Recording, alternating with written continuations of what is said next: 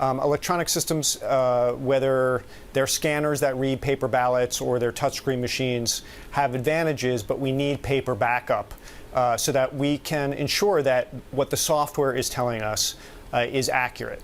Now, some of the best case scenarios are machines where they record the vote electronically, but they also simultaneously create a paper record. Right. And you can actually see that at the same time. So then you could take any individual machine or group of machines and audit the results and check the paper, check the results. You would actually have access to the voter database. Yes. Yes. Which means you would be able, in theory, to change the votes. That's correct. There are still voting machines out there right now that he would be concerned with because, like WinVote machines, they don't actually produce a hard paper trail. If you don't have that, he says, that can be very hard to tell whether a cybersecurity attack actually happened. Well, fortunately, about 70% of American votes are already recorded on paper. And there are only 5 states left that are completely paperless.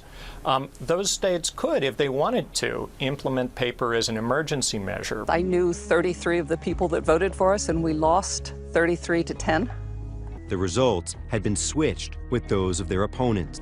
Because people voted on electronic voting machines that leave no paper trail, there was no way to recount the votes. When you have an electronic voting machine with no paper ballot, then you're completely relying on the software in the voting machine to tell you who won. And software is easily replaced in a computer, so somebody can replace it with fraudulent software that lies about who won.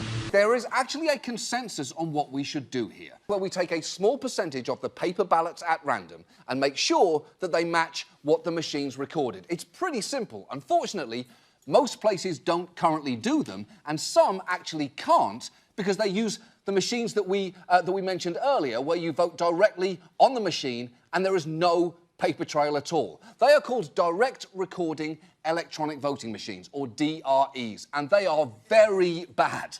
If something goes wrong with one of them, you would basically never know because you can't audit the results.